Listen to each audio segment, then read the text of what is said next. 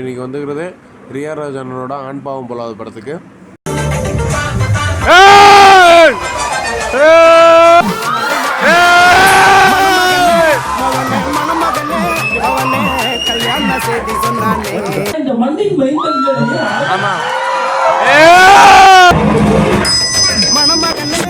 மொழியே சரியில்லையே.